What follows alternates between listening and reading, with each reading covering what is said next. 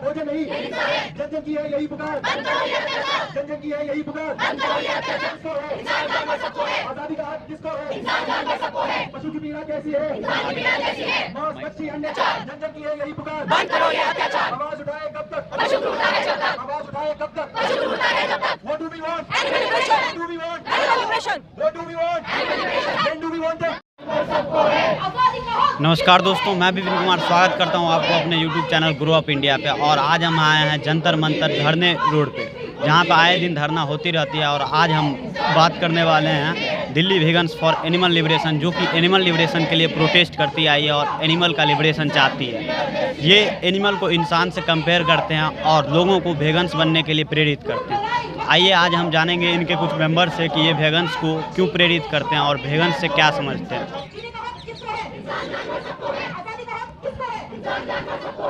तो दोस्तों, जैसा कि आप लोगों को मैंने बताया कि ये लोग एनिमल लिबरेशन के लिए प्रोटेस्ट कर रहे हैं, तो आज हम बात करने वाले हैं इनके एक मेंबर से। तो आइए, क्या नाम हुआ सर आपका? मेरा नाम राजेश रमन है।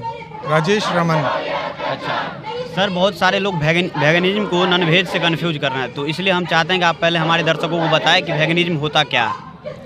देखिए, वीगनिज्म एक ऐसी लाइफस्टाइल है जिसमें आप किसी भी जीव का कोई प्रयोग, जीव से निकलने वाली किसी भी चीज़ का कोई इस्तेमाल नहीं करते हैं आप, जिसके अंदर वो मांस तो है ही, मांस, अंडा, मछली और क्या इसके अंदर सर दूध भी इन्वॉल्व है? इसमें हम दूध का भी इस्तेमाल नहीं करते, दूध से बनी हुई कोई चीज़ का इस्तेमाल नहीं करते, हम सही नहीं मानते।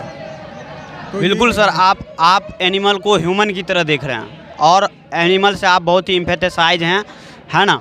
नहीं, हम एनिमल को ह्यूमंस की तरह नहीं मानते। हम एनिमल्स को जो उनकी ज़िंदगी है, जैसे वो जीना चाहें, हम चाहते हैं वो वैसे जिए। हम उसके अंदर किसी तरह से उसके अंदर इंटरफियर नहीं करें। हमारा कोई हक नहीं है, आपका कोई हक नहीं है कि मैं आपके ऊपर रूल करूं या मैं आपको शोषित करूं। वैसे ही हमारा कोई हक नहीं है कि हम किसी जीव को करें, को शोषित करें। सर, हम लोग भी प्रचार प्रसार करते हैं और अधिकतर लोग से देखते हैं, वो ये दलील देते हैं कि दूध में बहुत सारा न्यूट्रिएंट्स पाया जाता है, विटामिन से लेकर फैट तक। तो आपको एक ऐसा अल्टरनेटिव बताएं हमारे दर्शकों को जिनसे उनका ये न्यूट्रिएंट्स का जो दलील है ये पूरा खारिज किया जा सके और उनको मौका मिले दूध की जगह कोई और अल्टरनेटिव यूज करने का। देखिए, आप अगर थोड़ा सा दिमाग लगाएं तो अगर आप प्रकृति में और अगर आप भगवान में या अल्लाह में जो कोई भी है उस पर विश्वास करते हैं, तो आप सोचेंगे कि जब आप पैदा हुए थे तो 2-3 साल तक आपने अपनी माँ का दूध पिया था, और बाद में क्या हुआ, आपके मुंह में दांत आने लग गए और आपकी माँ का दूध बनना बंद हो गया। तो प्रकृति ने ये तय किया कि अब आपको दूध नहीं चाहिए। तो आपको दूध नहीं चाहिए, इसका मतलब आपको दूध नहीं चाहिए। अब आप इसके ऑल्टरनेटिव ढूंढ रहे हैं, हम दूसरा दूध पी लें, ये पी लें। क्यों? हमको ज़रूरत ही नहीं है ऑल्टरनेटिव ढूंढने की। लेकिन फिर भी कुछ लोग कहते हैं कि हमको बहुत ज़्यादा आदत है तो हमको कुछ ना कुछ चाहिए उसको रिप्लेस करने के लिए। तो ठीक है, आप रिप्लेस करने के लिए कई तरह के दूध मिलते हैं जिनका टेस्ट वैसा ही सेम है, और तो और वो महंगे भी नहीं है। जैसे बादाम मिल्क कहते हैं बहुत महंगा है बादाम, पर 1 किलो आप बादाम लेते हैं उसके अंदर आप कम से कम 15 लीटर दूध बना सकते हैं। काजू का दूध बनता है, नारियल का दूध होता है, सोया का दूध आजकल बहुत कॉमन है, सब जगह मिलता है। तो अब सिर्फ बहाना रह गया कि हमको गाय का दूध पीना है, जबकि दूध हमारे पास कई तरह के अवेलेबल हैं। मतलब हम लोग गाय के दूध को रिप्लेस कर सकते हैं बादाम शेक से, काजू के दूध से, सर का ये कहना है। और इनका ये भी कहना है कि उनसे सारा न्यूट्रिएंट्स हम लोग फुलफ़िल कर सकते हैं। तो जो लोग ये दलील देते हैं, सर अगर हम दूध को धर्म से जोड़ें तो बहुत सारे लोग दूध को शिवलिंग पे चढ़ाते हैं और बहुत सारे लोग धर्म को मानने वाले भगवान को बलि भी चढ़ाते हैं एनिमल्स का। तो इस पे आपका क्या कहना है? ये सच कहूँ तो ये अधर्म है। धर्म के नाम पे आप बहुत बड़ा ढोंग कर रहे हैं। अरे मेरे को एक छोटी सी बात बताएं, शिवलिंग के ऊपर आप इतना दूध डाल रहे हैं और वो बछड़े को मिला नहीं है, वो शिव जी खुश होंगे कि आप, कॉमन सेंस की बात है, आप बलि दे रहे हैं, आप उससे उसको खुश करेंगे? अगर आप उस जीव की सेवा करते, आप उसको एक्स्ट्रा खाना खिलाएं, आप उसका ध्यान रखें, तब तो भगवान खुश होगा।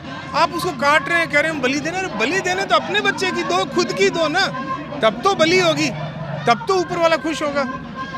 कॉमन। अच्छा, एक चीज़ और, ये हम दिया दीपक जलाते हैं, उसके अंदर घी डालते हैं, क्या भगवान इससे खुश होगा? अगर आप तेल डाल देंगे तो शायद भगवान ज़्यादा खुश होगा। वो ये सोचेगा कि ये घी इसने इसलिए इस्तेमाल नहीं किया क्योंकि घी दूध का बना है और दूध किसी बछड़े का छीना हुआ दूध है। कॉमन सेंस की बात है। अगर आप भगवान को ज़्यादा पावर देते हैं, आप समझते हैं वो ऑल पावरफुल है, तो वो जानता है, वो देखता है कि नीचे वाला आदमी कितना मूर्ख है जो मेरे नाम पे इतना गंदा काम कर रहा है। सर आप धर्म को मानते हैं? देखिए, अगर आप इसको धर्म कहते हैं कि ये ऐसा होना चाहिए जिसके अंदर आप शिवलिंग पे चढ़ाओ, आप दीपक जलाओ, बलि दो, तो इस तरह के धर्म को तो मैं नहीं मानता। बट ठीक है, एक कोई पावर है, कोई शक्ति है जो हम सबको चला रही है, उस धर्म को मैं मानता हूँ और मैं प्रकृति को मानता हूँ। बिल्कुल, इंसानियत बहुत बड़ी चीज़ है और इंसानियत को बनाए रखें और धर्म के नाम पे ढोंग का प्रदर्शन नहीं करें। जैसा कि आप जानते हैं ये इंडस्ट्री बहुत बड़ा इंडस्ट्री है और ये इसके अंदर बहुत ज़्यादा एम्प्लॉयमेंट है और कोविड के कारण ऑलरेडी हमारे देश में अनएम्प्लॉयमेंट बढ़ गई है। तो आपका क्या कहना है, अगर सडन ये इंडस्ट्री बंद हो जाता तो क्या रोज़गार पे असर पड़ेगा, पीपुल पे क्या असर पड़ेगा? देखिए, हम ऐसा नहीं कह रहे हैं इसको आप बंद करो, बंद ये हो नहीं सकती। बंद धीरे धीरे कोई भी क्रांति आती है तो एक झटके से नहीं आती। एक पहले आइडिया आता है, उसके ऊपर आइडिया पे लोग फॉलो करते हैं, धीरे धीरे नंबर बढ़ते हैं। तो जैसे जैसे उसका नंबर बढ़ता है तो नए नए सब्स्टिट्यूट मिलते हैं। आज जैसे कई जगह ऐसा हो रहा है कि जहाँ लोग डेयरी चलाते थे वो सोया का काम कर रहे हैं। तो जैसे लोग चिकन की फार्मिंग करते थे, लोग चिकन पैदा करते थे, अब वो लोग वहाँ पे मशरूम की खेती कर रहे हैं। तो जैसे जैसे आवाज़ बढ़ती जाएगी तो आदमी आइडियाज़ भी नए आएंगे, नई चीज़ मिलेंगी मार्केट के अंदर आएंगी। तो ऐसा नहीं है कि रोज़गार ख़त्म होगा। हाँ, इनिशियली दिक्कतें हो सकती है, लेकिन आप ये देखिए, मोरालिटी और एथिकल चॉइसेस भी एक चीज़ है जिसको आप छोड़ के आप कोई काम कर रहे हैं। तो मुझे लगता नहीं कि बहुत इंटेलिजेंट बात है वो। आजकल के ज़माना में सर आजकल का जो पढ़ाई व्यवस्था, उसमें सर शुरू से ही स्टूडेंट को एक रोबोट बना दिया जाता, उससे रोबोट की तरह काम लिया जाता, रोबोट की तरह ट्रेंड किया जाता, एक दूसरे से आगे निकलने की होड़ में। तो आपको लगता है कि इस ज़माने में इंसानियत बची हुई है, मोरालिटी बची हुई है? नहीं, ऐसा नहीं है। हर एक आदमी डेफिनेटली कैरेक्टर से अच्छा होता है, पर उसकी ट्रेनिंग, उसकी कंडीशनिंग, उसकी ग्रूमिंग बचपन से ऐसी होती है।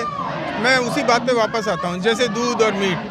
बहुत से घरों में मीट बच्चा रोज़ घर से देखता ही आया है। इसका मतलब ये नहीं कि वो खराब आदमी है, उसकी मोरालिटी नहीं है, पर उसको पता ही नहीं है जब तक आप उसको बताएंगे नहीं। वैसे ही दूध का, आप मेरे पीछे देख रहे हैं कितने लोग हैं, और ऐसे हज़ारों लोग हैं, लाखों लोग हैं। तो मोरालिटी सब मोरल है, जब तक आप उसको जगाओ नहीं, जब तक आप उसको बताओ नहीं, क्योंकि कंडीशनिंग और उसकी ग्रूमिंग इतनी थिक है कि आदमी इजीली सोचता नहीं है। और जब वो कनेक्शन बना लेता है तब उसको लगता है कि हाँ, मेरे पास सब्स्टिट्यूट है हर एक चीज़ के। Thank you sir for your time. Thank you.